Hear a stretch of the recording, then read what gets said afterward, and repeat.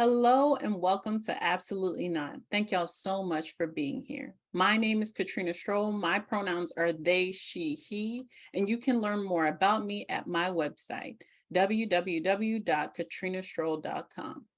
Real quick, if you appreciate the work that I do here or elsewhere, please visit the Support the Mission page of my website.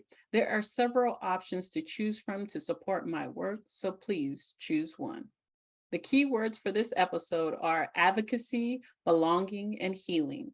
I encourage y'all to look up the definitions of these words and compare them to the definitions you carry with you on a daily basis. If you need help comparing, please let me know. This episode is sponsored by Headspace. Has one mission: to improve the health and happiness of the world through meditation, sleep, stress, and mindfulness. Find out more about Headspace at the link in the show notes. Today's episode is titled Self-Advocacy Through Self-Belonging. I know, right? It sounds yummy and warm. I love it. And I'm excited to talk about it with our amazing special guest, Christine Cariño, they, she, sha. Christine is passionate about creating kind, inclusive, and equitable global societies. She's also a transformation strategist. As a consultant, she collaborates with business leaders in creating solutions to drive transformation towards inclusion, equity, belonging, and identity. Ooh, welcoming culture by leveraging emotional intelligence, improving cultural competence, and decolonizing leadership. Oh, wow. Hand claps, hand claps. Christine has facilitated transformative and peace education workshops and trainings for communities in conflict areas. Whew. They identify as Filipino, an immigrant, non-binary, and queer. Thank you so much for being here today. Thank you for inviting me to your space, your lovely space. I also wanted to say I admire the work that you do and the message that you send forth in love, solidarity, and really revolution in many ways. Oh my gosh, stop. Please stop. Okay. I am still working on self-belonging in myself, but I love that other people are so willing to tell me that I belong in the space that I'm creating for myself, which is very weird. We'll get into that in another metaverse episode. But I would love for you to kind of break down the title of the episode, Self-Advocacy Through Self-Belonging. What are we even talking about? Yeah. Well, let me just break down my identities because it's really started there. I really never thought that I belonged. I am queer and racialized, an immigrant, and non-binary. But growing up for me, I've always known that I was different. And it's not a problem. Like, difference is not the problem. It's just that our difference is not affirmed. Right? It's our differences is not the problem. Our identities that differ for people, cultures, or each other is not the problem. It's okay that you're different, that I'm different, because we are different. Our DNAs, as we know it, science says, you're the only one who holds that DNA. No one else, like no one has the same makeup. So it's always going to be different, but it's not the difference, it's how we affirm that difference, that it's okay to be different, that you still belong even though you're different, right? And even the concept of difference too, it's like, whose standard of difference are we holding? Right? So yeah, so I've always known that I was different, but I've tried to fit in the mold. There has been this like awareness of my gender identity even as a young person. I'm also a lefty. So there's a learning difference for me. It's like how the structure. I grew up. I was born and raised in the Philippines, and the structure of how the modalities of teaching is just very I'm talking at you and to you, but not with you. And it's not so empowering. That doesn't really work for me because I do a lot of process in my head. And I've been called dumb. So, you know, those things for me were just very significant in my shaping of who I am. On top of that is, I've experienced colorism growing up. I was always compared to my sister who's lighter skinned, and I'm the not so pretty one. And again, we're doing context. And it's funny because to this day, I was just recently in the Philippines in like 2018, 2020. And of course, my islander skin came back as I get to the sun and being in the islands. And people were just saying, it's like, oh, you live in America, but you don't look American. And I'm like, what is that? Your skin doesn't look American. I'm like, what does that mean? Let's deconstruct this. Let's unpack this, right? So those are, for me, again, it's like, oh, I don't belong. I don't feel like I belong in these spaces. And then you learn to internalize that. And I have internalized that. So for me, the work of self-belonging, as I'm now gone through and still am going through my reprogramming, I am learning to, not learning, but I just go back to the process on how I got to where I feel safe, when I feel safe, when I feel loved, when I feel like I truly belong. And these are the steps. So self-belonging is really that safety, and trust, that safety, trust, and affinity from within. So you can feel that you always belong, that you don't have to look out to belong, because belonging is within. This is your home, this is the space. So I can be at anywhere, at any place, at any given space, and I belong. This is so wild to me. Like I'm having so many revelations just sitting here listening to your experiences, just because one, they are very similar to my own way to go queer non-binary experiences, but also just even in like deconstructing the experiences that you had in childhood to realize like how they line up with real life. You talked about colorism and then you were like, but I know dang well like there are people who are darker than me, and like, and context and everything. How did you even start to put things into context? What experiences did you have to be like, none of that was true or none of that is real? Yes. So it was really I think for me, it was my constant asking, why is that the case? Why is it the way that it is? And being so curious and rebellious. I've been told since as a kid and that's a Taurus in me, just the stubbornness. That I don't follow rules. I don't like rules because it's so, restrained. It's like that restraint. I don't like that feeling. So I keep on questioning and I keep on arguing against it and looking for evidence as to why. And yeah, I think, I will be so vulnerable around this. And this is part of the self-belonging, the pillars of self-belonging, and I want to talk about it. I even went ahead and really whitened my skin as a child. There are soaps available and are basically marketed in the Philippines to this day. But as a younger person, it's like I kept on doing that, and I just got tired of it, and someone, I forgot who it was, but it was a celebrity that I come across with, and she was just so unapologetically in love with her skin. It's her sun-kissed skin, and I said, it's like this. Yeah, and I just stopped.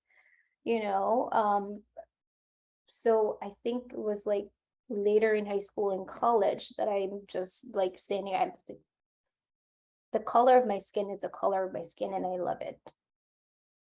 And I love the islands. It's like, for me to belong in the water, by the water, my skin needs to be something that could protect me from the sun. And that is protection for me, and I will still stay in the water, period. So yeah, it's just like, okay, I love being in the water and knowing that, my melanin actually would protect me from the sun and support me in many ways. It's like, okay, I'm merging that. I'm just standing confidently in my skin. But also, another thing was just like, again, in context for me, just looking back, I was also homophobic and biphobic. Come on, let's be honest. And I will be so honest, because absolutely not is absolutely not, right? It's like, when did you realize that these things are no longer something that you want to uphold, or that the impact of it is not only detrimental to you and your well-being, but also within the culture, the society, and who we are as humanity. And that was, for me, was key. It's that I am not the only one who's being impacted by these things. There is a greater impact that I'm fueling by upholding these. But I had to love myself first. I had to heal from the lack of belonging. I had to really love myself through the lack, through the not enoughness. But these are language that were imposed to me. It's not really mine. They're really not ours, right? I was just like, language came first. They told us that we don't belong, that we're not enough, we're not worthy. So is it true? No. It's definitely not. Absolutely not. No, absolutely not. I cannot thank you enough for breaking this down and even talking about how, like, these are beliefs that are being upheld in your community. One of the words that came to mind while you were talking is a Samoan word. It's fafafinge, and it means anybody who's like gender non-conforming, and it mostly talks about trans women. Like, it's mostly targeted towards trans women. There's another word in Hawaiian, it's mahu, and it's kind of the same lineup. But I remember, oh my gosh, I'm about to cry. You posted a picture of you in like traditional Filipino clothing, but it was for men, like you were wearing, and that that was like a while ago, but that made me cry because I am so afraid to do that. And that you're talking about like the beliefs that are in our communities. Like, why am I afraid to do that? How are you not afraid to do that? It's the process of decolonizing for me, that journey. So for me to be able to really see and understand that I'm not alone in this work and create meaning to the work that I'm doing, is to go back to where it started. And so that's like it's like re-establishing the indigeneity in me pre-colonial. So I started relearning historical context of Philippines pre-colonial times. And bakla is also our third sex or our third gender that is of trans identity. And these people and folks were the sage of communities, so they were held in such a high standard within communities because they are close to the divine. If that was part of my identity, why am I trying to kill it? Why? That's epigenetics, right? It's like these genes of our indigenous roots is part of who we are, and it's just emerged in some way and represented in some way or form in our lives right now. And why am I trying to kill that part of me?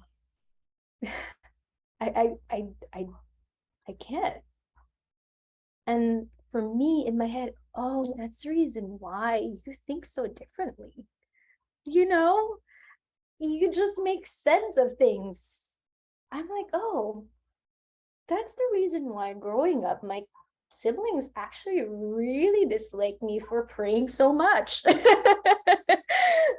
grew up in a Catholic household, and we basically have I forgot what it's called, but we pass symbols of Mama Mary into different neighbors and Holy Week. And this is like the week before Easter. And as a child, we would always have this prayer time after dinner.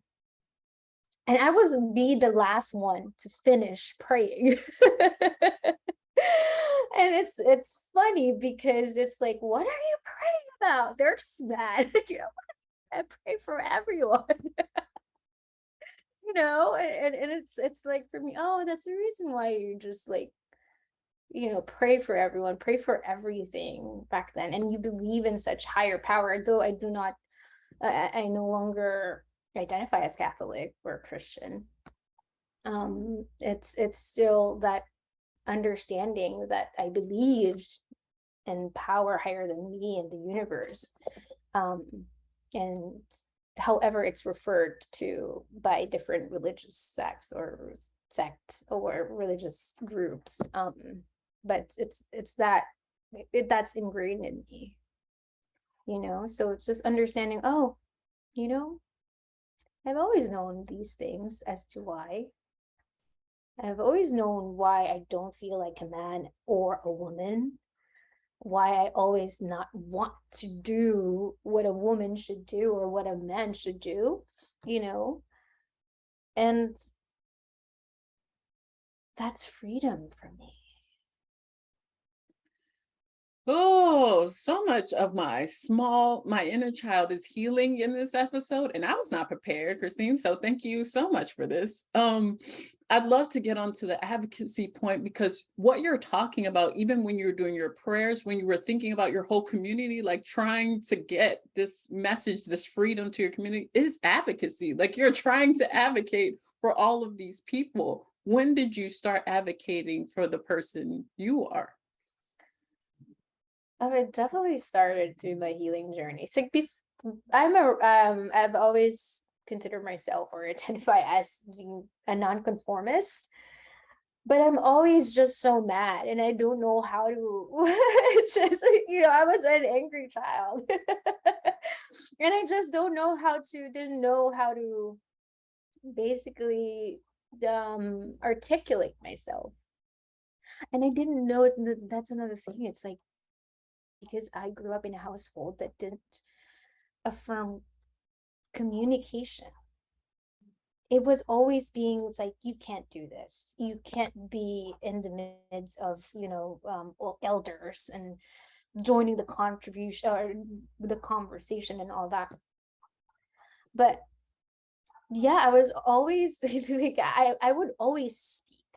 I would always speak up about something that is just out of out of this world, or out of line. It's just non-conforming. But it's not about the how to ask or how to set boundaries or how to advocate for yourself, right? Because I've always done that. It was just not received by people. And as we know, do this sort of like tone policing and all these things, we always center comfort. We always center comfort. We always center our emotions first. And we have to navigate through that. But the thing for me is it's just being very direct when it comes to advocacy, right? The clarity, being clear, it's process, CDEI. So having that clarity, the clarity of what is the goal, what is the purpose of the conversation, right? What data and evidence is present right now that supports the goal and the purpose or what you want, what you need. And then just empathy or just the emotional intelligence. It's also like deeper listening. What am I listening for from the other person? And then invitation, right? It's like inviting people to take action or to move conversations forward. That's just that self-advocacy, steps on how to self-advocate. Here you go. So quick and easy, right? Quick and easy steps for you to take on and just go ahead. And but it's the work behind it. It's that self-belonging again that I go back to. And I want to point out the pillars of self-belonging, because that's like the work for me, and how the for me to be able to really commit myself into self-advocacy beyond the how is the nurturing and cultivating that belonging within myself. So the pillars of self-belonging, people can remember, it's called it is called SPA, which is great, right? It's easy to remember, SPA, but it's triple S, so SSSPA. So if you're feeling down and you're just not confident, or you're getting into that mode of just asking for more money or salary compensation at work, or recreating relationships, right? Get into the SPA, honey. So there's no sequence to it, but I'm just going to like go through the pillars. So there are 5 pillars. The first one is self-love. And we've been talking about self-love, and I love it. It's such a movement now, right? When I say and talk about self-love, though, it's really a lot about giving to yourself what you never had, and loving yourself beyond when and what's lovable. So that's the work of healing, that loving yourself beyond and unconditionally. That's healing through your, like, our traumas, our childhood trauma, our racial trauma. And I usually ask my clients, like, let's go on the surface level. Let's go like just the surface level, do this work, surface level. Ask yourself, what is your love language? Right? It's like, when do you feel most loved? What are the ways that you feel loved? And it's different as a giver and a receiver. So think of it as like, what is my love language as a receiver of love, not the giver, because they're different. But go deeper and ask yourself, if you want to go deeper, asking yourself, how can I love myself unconditionally? What are ways that I can love myself unconditionally? That's really when you go deeper into asking, when do I not feel love? And why is that the case? Who told me that I'm unloved? And then get to the work of giving yourself what you need, whatever that means and whatever that looks like. Because that's the work. It's like loving ourselves again unconditionally, beyond the lack of belonging, the lack of love, the lack of worth. But understanding, why is it the case? So if it's not the case, how can I love you fully?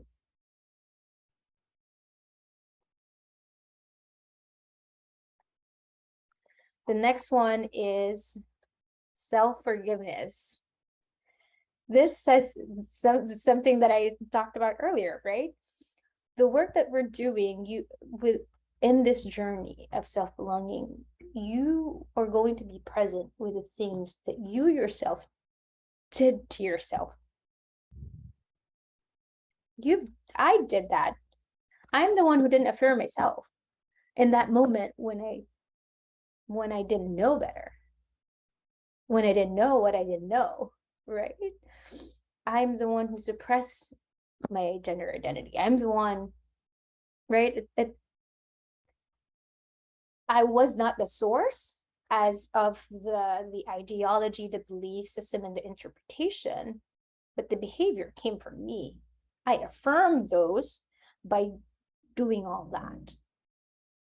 And I had to forgive myself for it.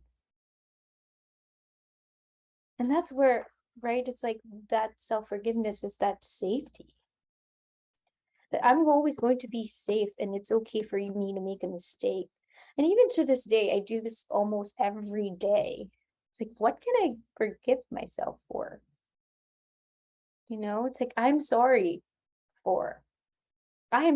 for taking on a client that did not even pay me enough to do so much work. And it's because I undervalued my work. I undervalued myself. And that's on me. And I can't forgive myself for that. And forgiveness unlocks freedom, really, because forgiveness is letting go of what was so you can create what could be.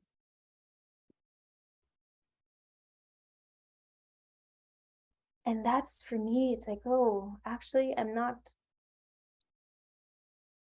am not imprisoned by the identity of my mistakes.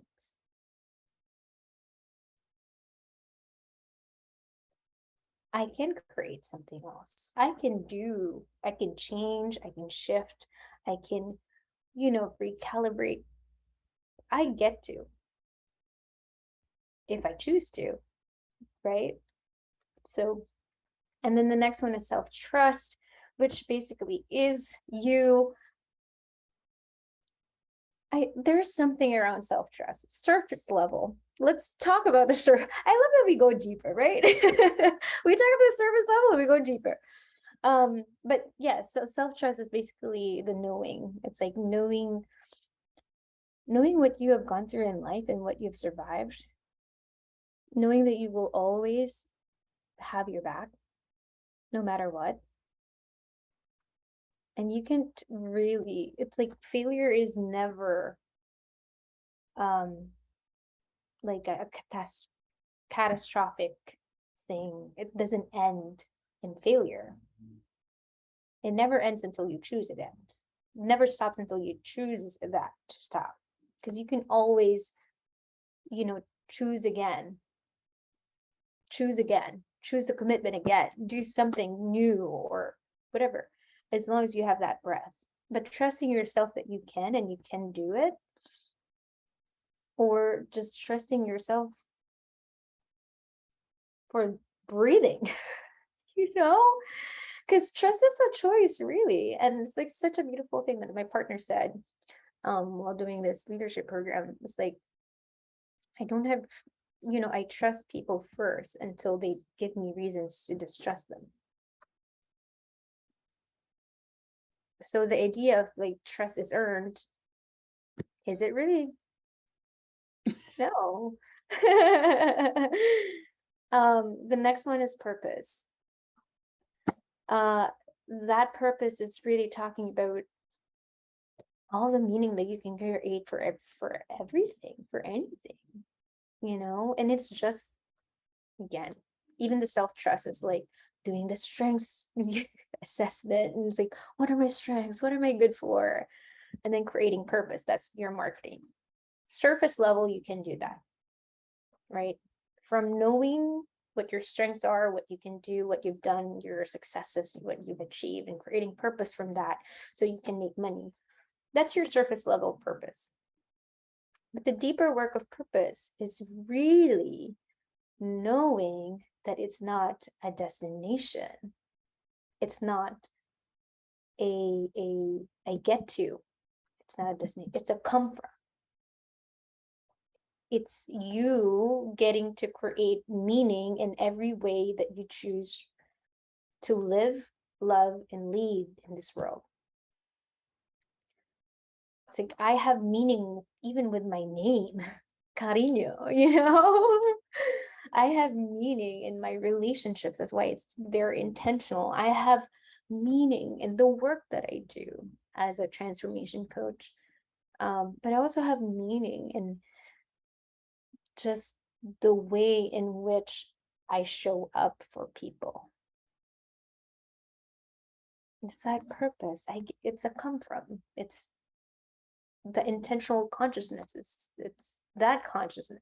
Consciousness comes from meaning, really.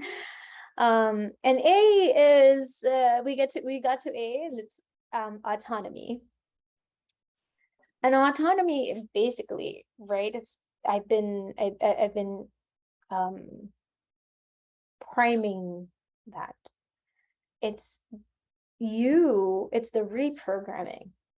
You have autonomy and agency beyond what you were told to be truth of who you are.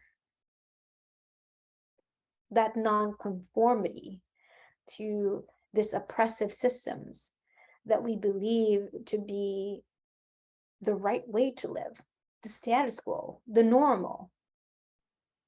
And because I have reprogrammed that, I get to be the one advocating for it, representing it in the world. That's power, really. So yeah, get to spa. Get to your spa. I love this so much. I have so many notes on my notepad right now. It's ridiculous. I'm also wrapping around like, whoa, these steps are needed. Christine, why is this not readily available information for people? Why don't more people know about spa? I know. Well, I should actually talk more about the spa.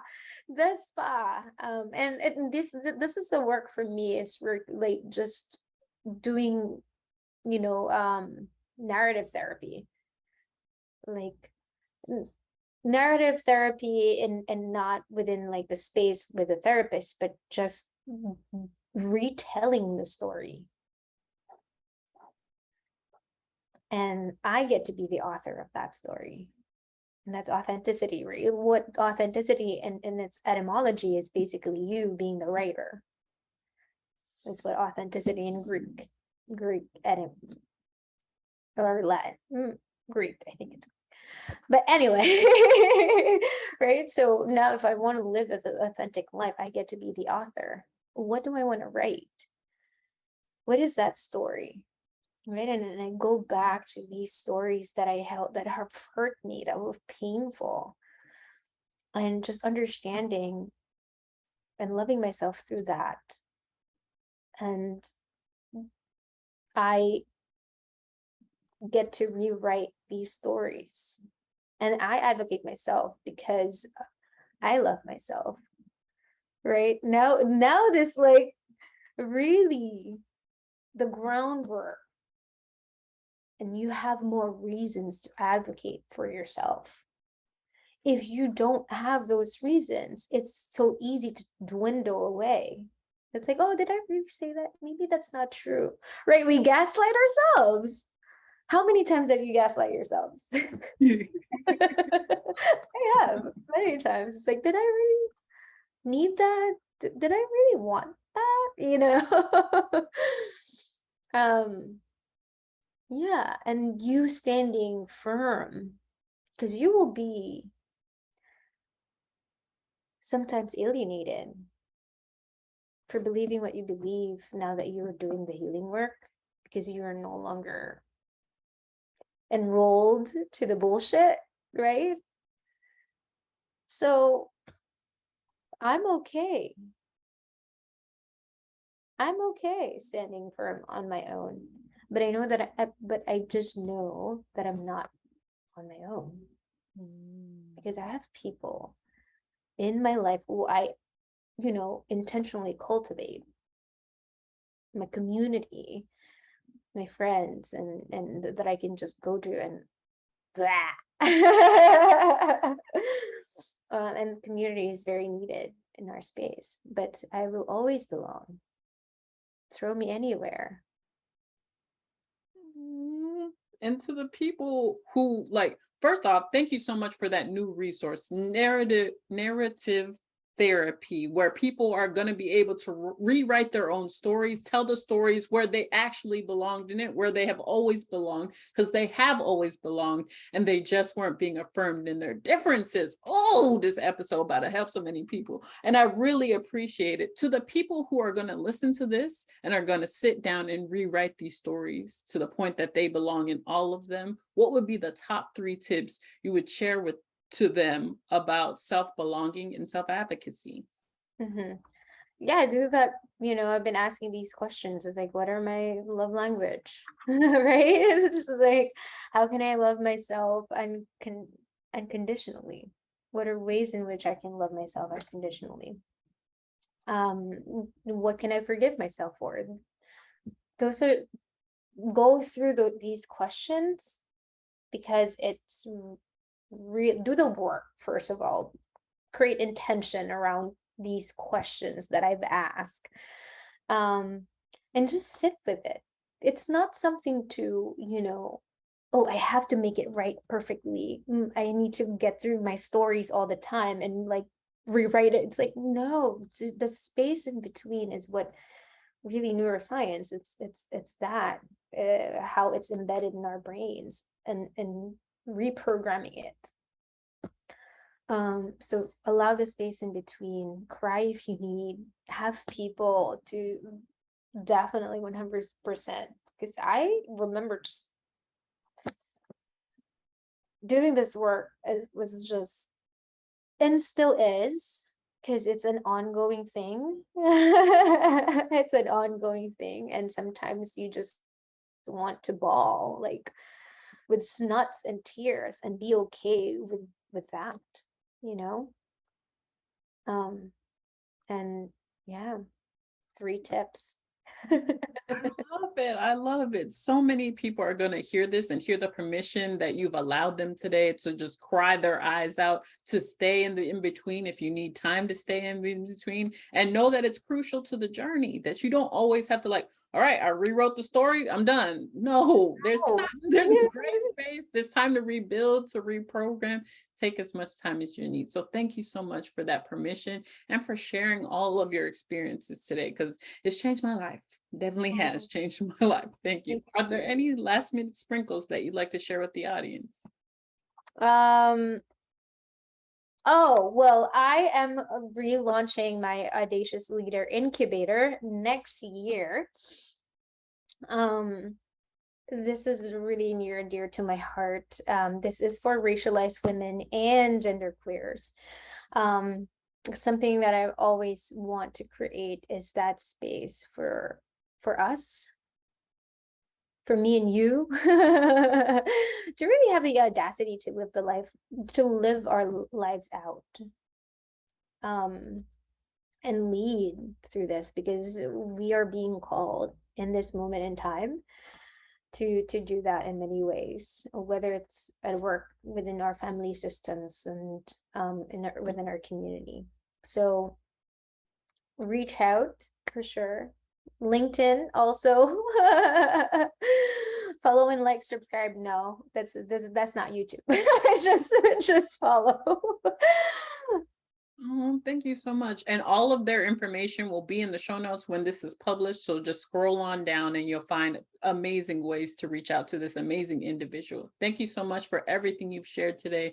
This has been a life-changing episode. And I hope anybody who's listening to this keeps setting those boundaries and saying absolutely not to anything unaligned. We will see you next time. Bye. Bye.